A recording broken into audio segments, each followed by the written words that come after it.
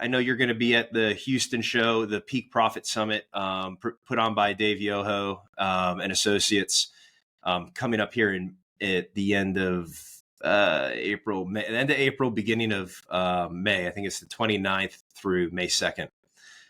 Where Power 100 is going to be on stage, I'm going to have Steve McNary, who's another advisory board member, and James Freeman, who's the #1 ranked CEO. And we're going to be talking about creating a culture of accountability. And specifically, we're going to dive in a little bit to like tools and different actual tangible takeaways.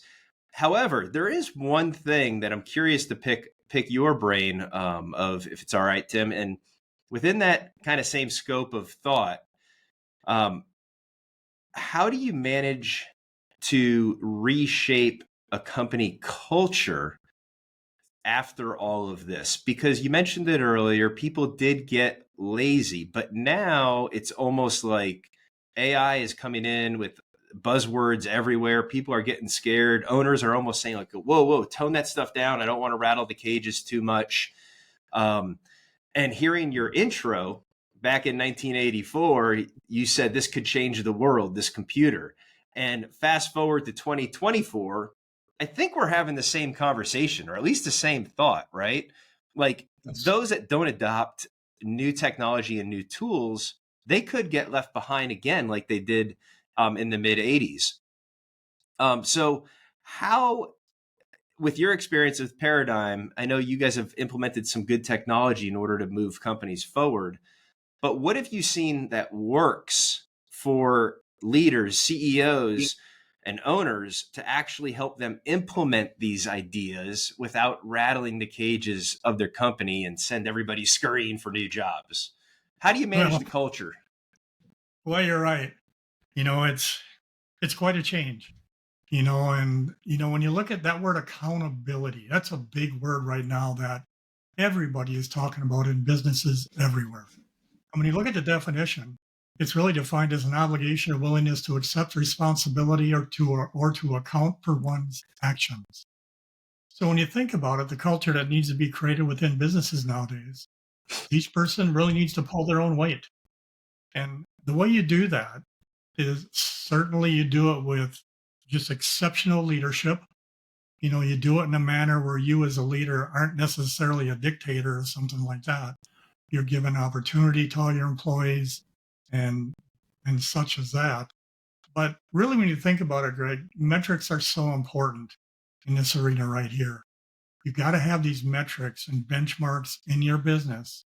So all of your employees and everybody who's responsible for everything, whether it's that marketing funnel we just talked about, or the installation processes, everybody knows what's expected of them.